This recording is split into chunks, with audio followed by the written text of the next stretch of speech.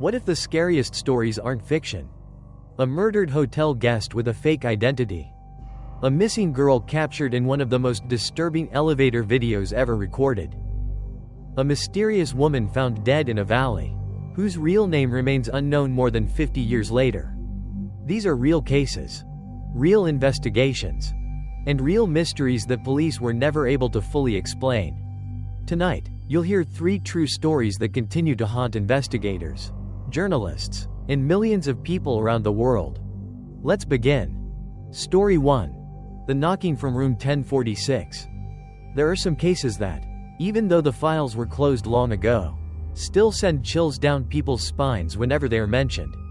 Not because they were especially bloody. Not because the killer was exceptionally cruel. But because after everything the police discovered, one question remained unanswered. Who was that man, really? On a winter afternoon in 1935, at the President Hotel in Kansas City, life was proceeding as usual.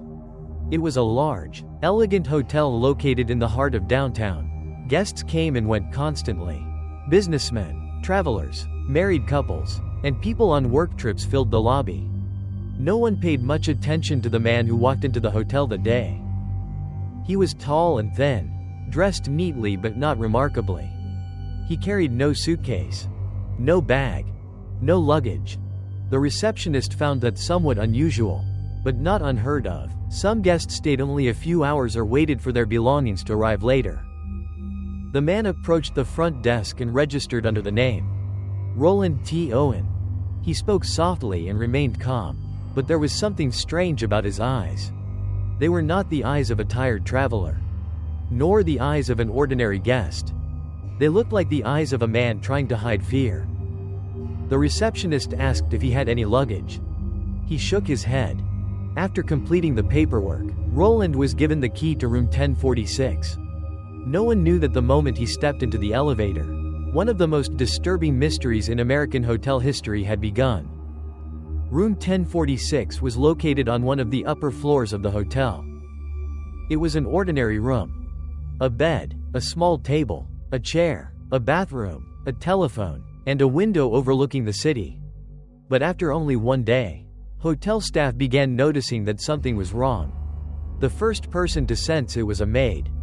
The next morning, she arrived to clean the room. When she knocked on the door, a man's voice answered from inside.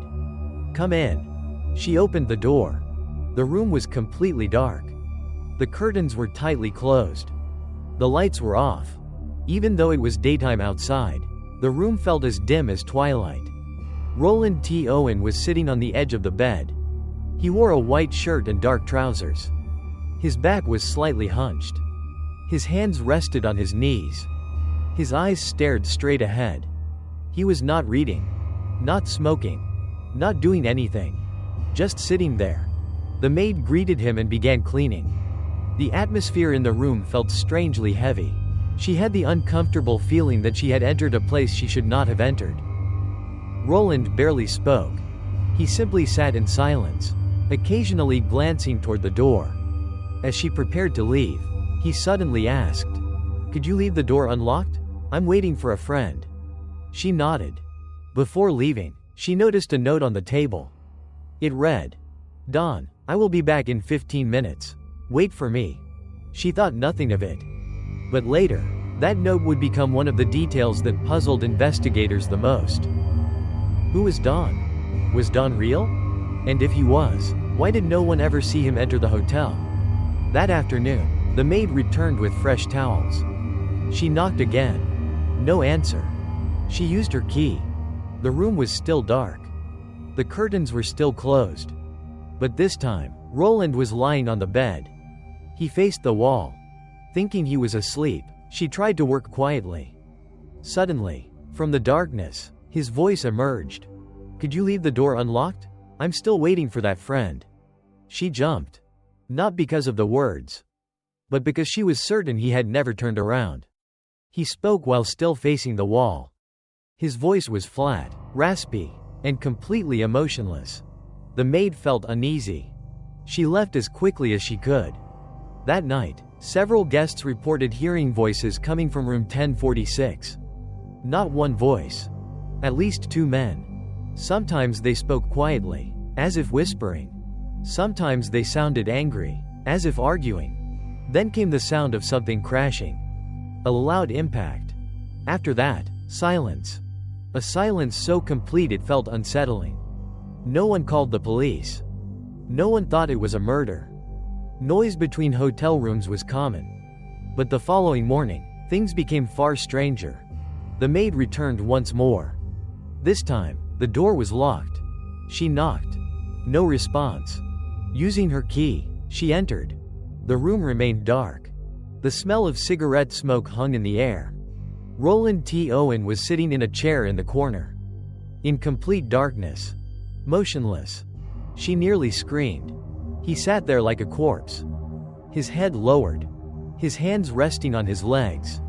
She asked whether he needed the room cleaned. He answered softly, "No." Then he added, "I'm waiting for Dawn." Again. Dawn. The name repeated itself like a curse within room 1046.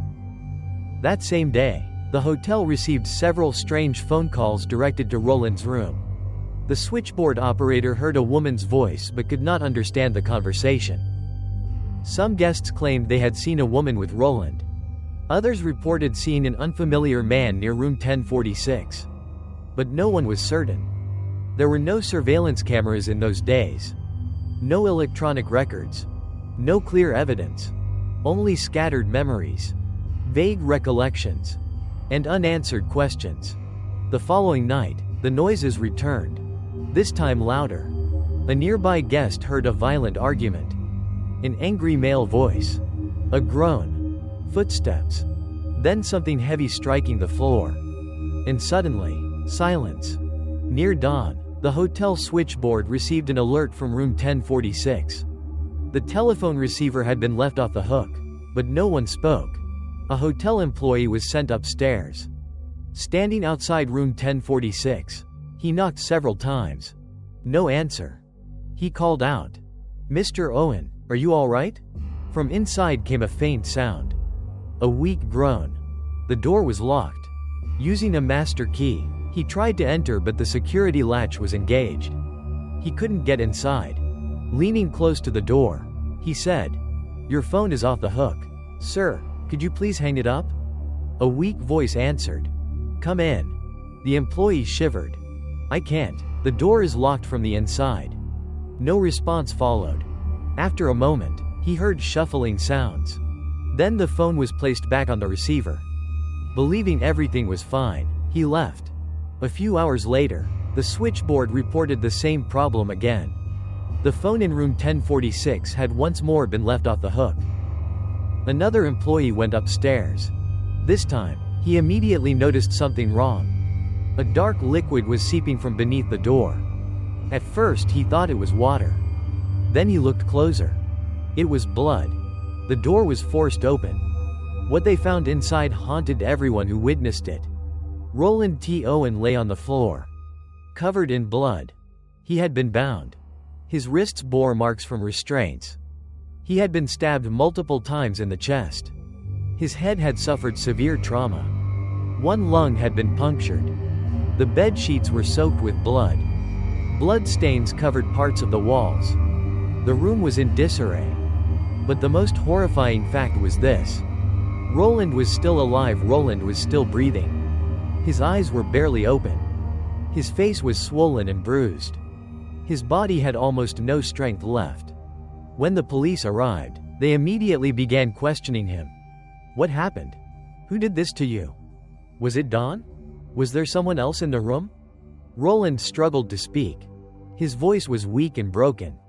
Then he whispered, "I fell in the bathtub." The officers stared at each other. No one believed him. A man does not fall in a bathtub and end up tied up. Beaten, stabbed multiple times, and left bleeding on the floor. The detectives continued asking questions. They tried again and again. But Roland refused to say anything else. Hours later, he died in the hospital. And from that moment forward, the mystery only deepened. The investigation began immediately. The police assumed identifying the victim would be the easiest part. After all, He had checked into the hotel under the name Roland T. Owen. But they quickly discovered something alarming. The name was false. The address he had provided was false. There were no records matching the information he had given. No driver's license. No identification card. No passport. Nothing. It was as if the man had appeared out of nowhere. The police took fingerprints and searched every database available at the time. No match. They contacted nearby cities. No match. They checked employment records. No match. Every lead ended in failure. The victim seemed to have no past. Investigators then searched for anyone who might have seen him before he arrived at the President Hotel. That search led them to another surprising discovery.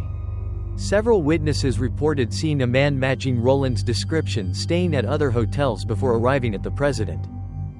But he had used a different name. At one hotel, he registered as Eugene K. Scott. That name was also fake.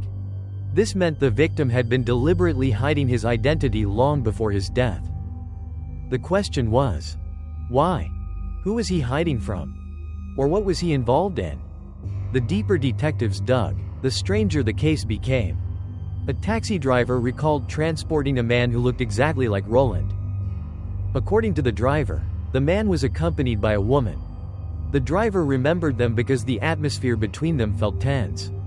They hardly spoke. When they did, they spoke quietly, almost secretly. Another witness claimed to have seen Roland meeting an unknown man. The meeting was brief. Neither appeared friendly.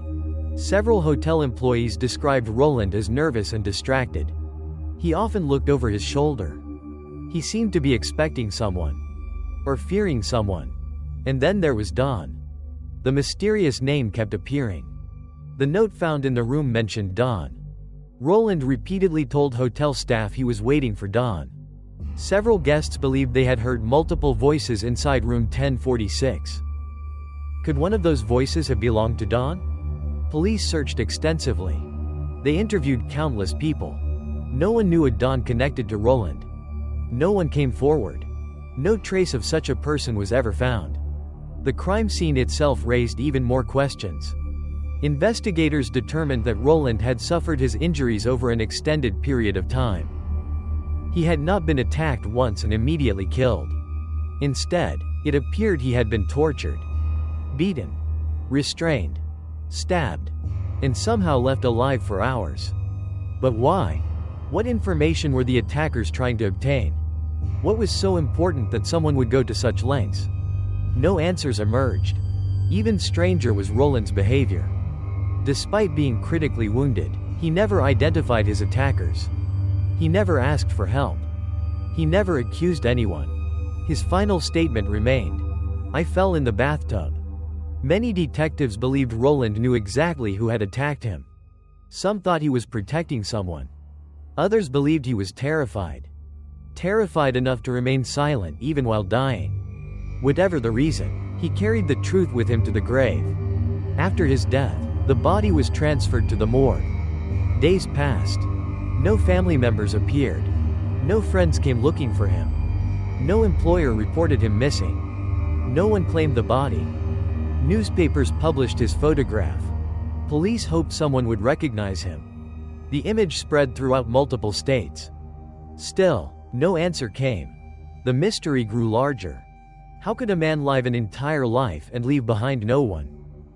Weeks later, a breakthrough finally arrived. A woman contacted authorities after seeing the newspaper photograph. She believed the dead man might be her son. His real name, she said, was Artemis Ogletree. The police investigated. Eventually, they became convinced that she was correct. The victim, known as Roland T. Owen, was actually Artemis Ogletree. At last, they had a real name. But strangely, learning his identity solved almost nothing. According to his family, Artemis was not a criminal. He was not known to have dangerous enemies. He had never been involved in serious trouble. Nothing in his background explained the brutal circumstances of his death. If anything, his family described him as ordinary, which only made the murder more difficult to understand. Then something even stranger happened. After Artemis had already died, Members of his family continued receiving letters. The letters appeared to come from him.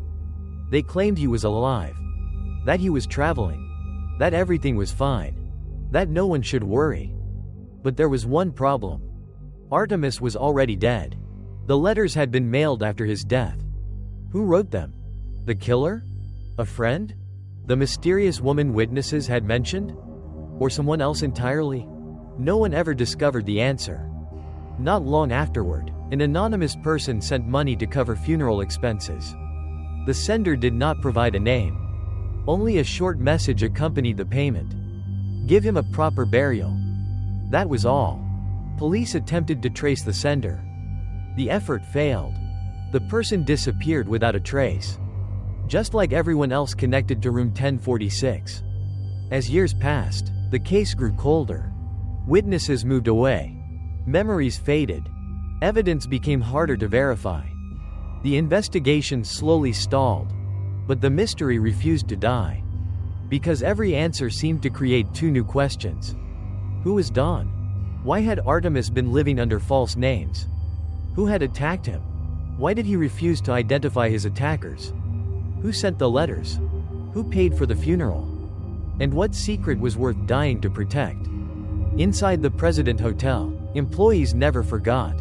Many who worked there afterward reported strange experiences connected to room 1046. Some claimed they felt watched while walking down the hallway late at night. Others reported hearing unexplained knocks. 3 slow knocks. Knock. Knock. Knock. Whenever they checked, the hallway was empty. No guests. No visitors. No one at all. One night, a switchboard operator reported receiving a signal from room 1046. The phone appeared to have been taken off the hook. Yet the room was vacant. No guest was staying there. A maintenance worker was sent upstairs. When he entered the room, it was completely empty. The phone sat quietly on the table. Nothing appeared unusual. Yet the signal had been recorded. No explanation was found. Another housekeeper later described a disturbing incident. One morning, she entered room 1046 while preparing it for new guests. The curtains were closed. That alone was not unusual. But she clearly remembered opening them the previous evening. Someone should have had to close them again. Yet no one had entered the room. On the table lay a thin layer of dust. Except for one clean rectangle in the center. As if a piece of paper had rested there recently. The sight made her uneasy. Because immediately she remembered the note discovered decades earlier. Dawn, I will be back in 15 minutes. Wait for me. No one knows who Dawn was. No one knows who the mysterious woman was. No one knows why Artemis Ogletree traveled under false identities. No one knows who tied him up, beat him, stabbed him, and left him dying inside a hotel room. But perhaps the most frightening part of this story is not the murder itself. It is the feeling that there was a much larger story hidden behind it. A secret story. One that died with the victim. Artemis had a chance to speak. He had a chance to identify the killer. He had a chance to reveal the truth.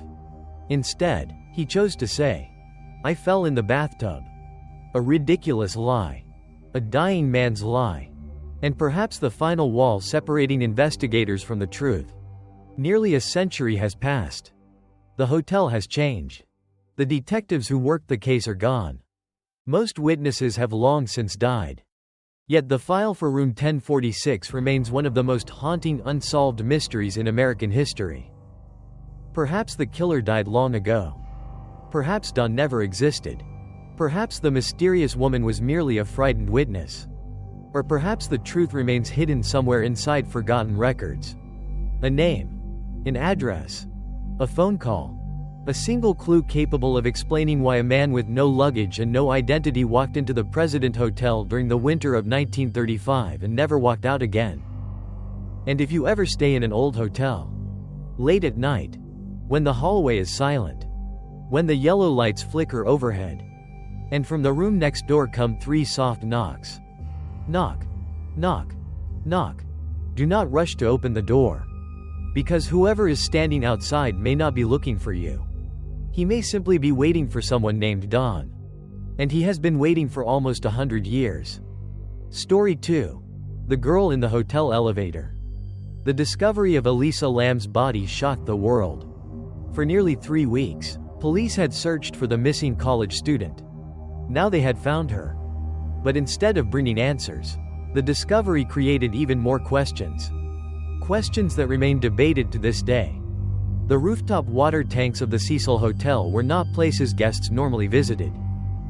They were large industrial containers designed to store water for the building. Reaching them was difficult. For many people, that fact alone made the case disturbing. How had Elisa gotten there? Why had she gone there? And perhaps most importantly, what happened between the moment she disappeared from the elevator camera and the moment her body was found inside the tank? Investigators immediately examined the rooftop. They searched for signs of a struggle. Footprints, blood, broken objects, anything that might suggest another person had been involved. But they found very little. No clear evidence pointed to a violent attack. No obvious signs indicated a murder had taken place. Yet many details still felt wrong. The strange elevator footage continued to attract enormous attention. Experts, detectives, journalists, and ordinary viewers watched it repeatedly. Some slowed it down frame by frame. Others analyzed her movements. Every gesture, every glance, every expression. People searched for clues hidden inside those final moments. But the more they watched, the more mysterious the footage seemed. Why did Elisa press so many elevator buttons? Why did she repeatedly look into the hallway? Why did she appear frightened? Why did she hide in the corner? And who, or what, was she reacting to? The camera showed no one else. The hallway appeared empty. Yet Elisa behaved as though another presence was nearby. As the video spread across the internet, theories exploded. Some believed she was being followed. Others thought she had encountered a dangerous stranger inside the hotel. A few people suggested that someone might have been standing just outside the camera's view.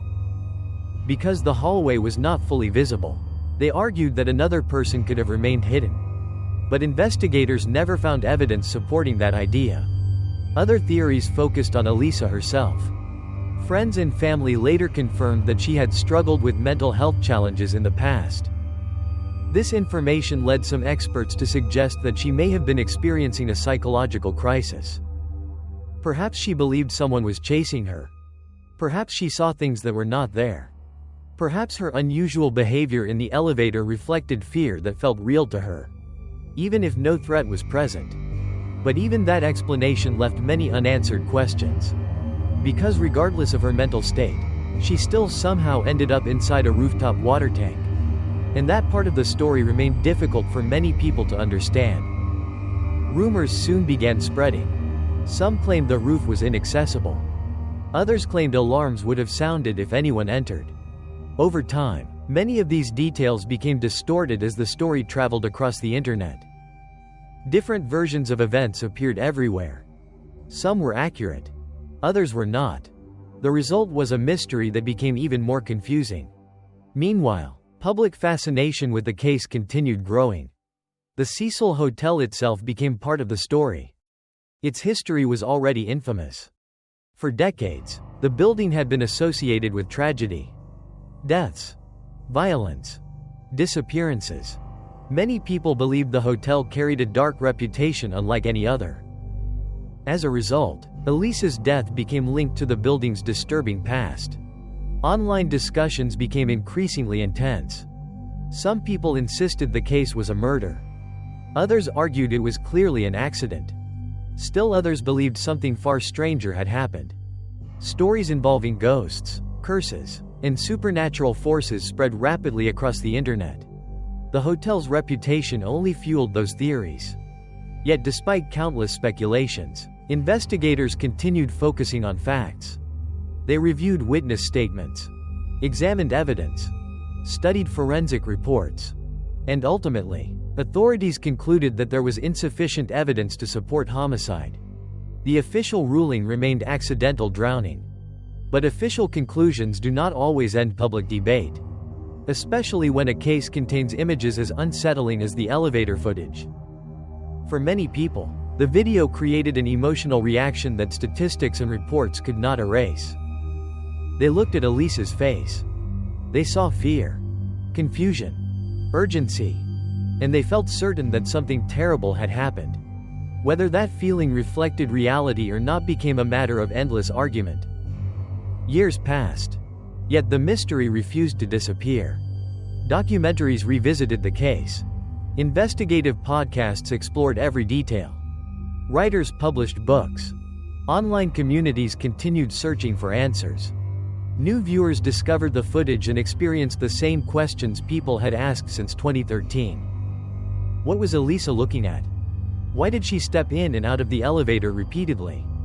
Why did the doors remain open for so long? Why did she move her hands in such unusual ways? And what happened during the final hours before her death?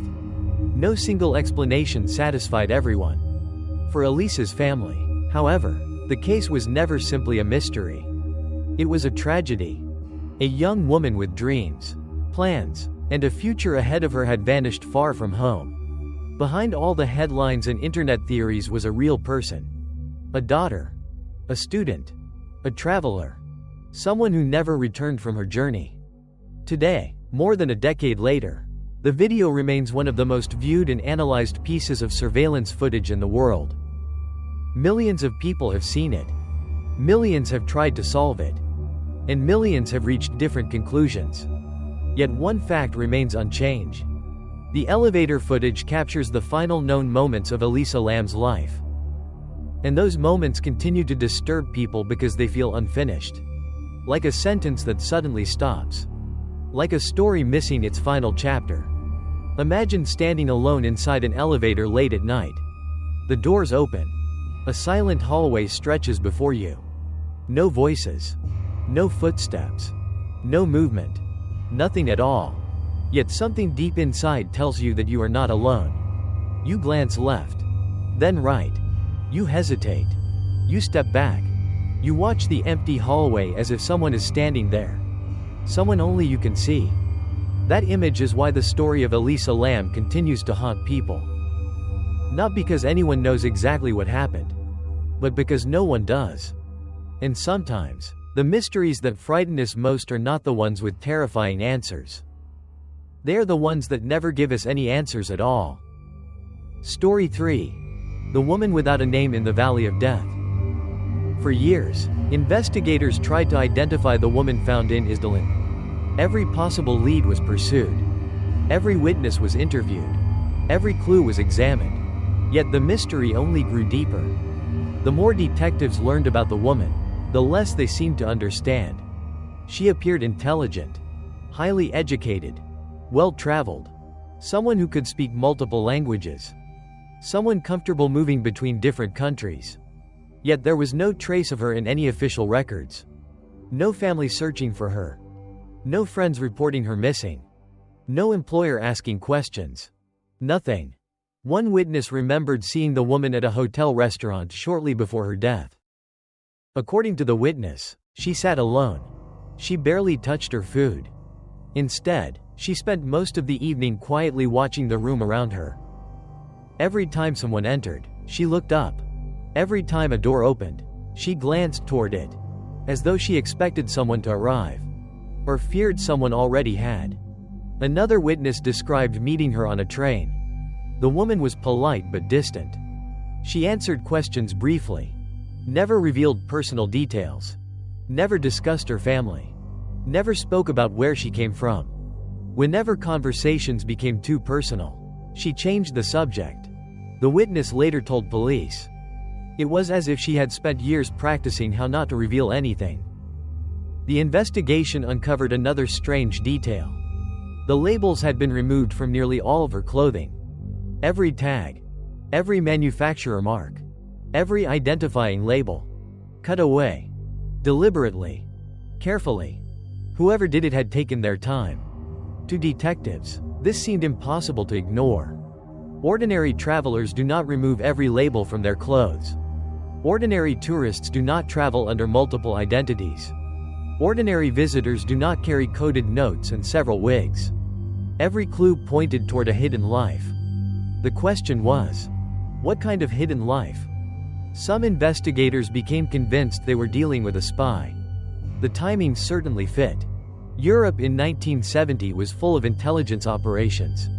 The Cold War had turned much of the continent into a battlefield of secrets. Information was valuable. Military technology was valuable. Strategic locations were valuable. And Norway occupied an important position within NATO. Several reports suggested the woman had visited areas near military installations. She had been seen observing ships, studying maps, traveling through locations that held strategic importance. To some investigators, these details seemed too suspicious to ignore. But suspicion alone was not evidence. No intelligence agency ever publicly claimed her. No government identified her. No classified files emerged that solved the mystery. As years passed, new theories appeared. Some believed she had been a courier carrying sensitive information. Others thought she had been running from an intelligence service. A few suggested she might have been working for more than one side. Double agents were not uncommon during the Cold War. If she had been caught between competing organizations, it could explain her secrecy. But once again, there was no proof. Only possibilities. Then there was the question of her death. The official investigation never completely settled how she died. Different experts interpreted the evidence differently. Some believed she had taken sleeping pills before the fire. Others questioned whether she had done so willingly. Some thought the scene had been staged. Others disagreed. Even decades later, specialists reviewing the case continued reaching different conclusions. This uncertainty became one of the reasons the mystery endured. Because no theory explained everything. Every explanation left pieces missing. Every answer created new questions. Why was she traveling under so many identities? Why did she carry multiple wigs? Why were all identifying labels removed? Why did no one ever come forward to claim her? Why did her movements resemble those of someone conducting secret operations? And most importantly, who was she? The passage of time only made those questions more haunting. Witnesses grew older. Memories faded. Evidence deteriorated. Many people connected to the investigation passed away. Yet the mystery remained alive. In later years, journalists became fascinated by the case. Researchers revisited old files. Documentary filmmakers interviewed surviving witnesses. Forensic specialists re-examined evidence using modern technology. Every generation hoped to be the one that finally uncovered the truth. But the truth remained hidden.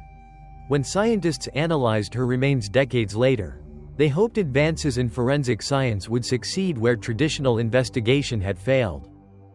The results provided clues, but not answers. The evidence suggested she may have spent her early years somewhere in Central Europe. Possibly Germany.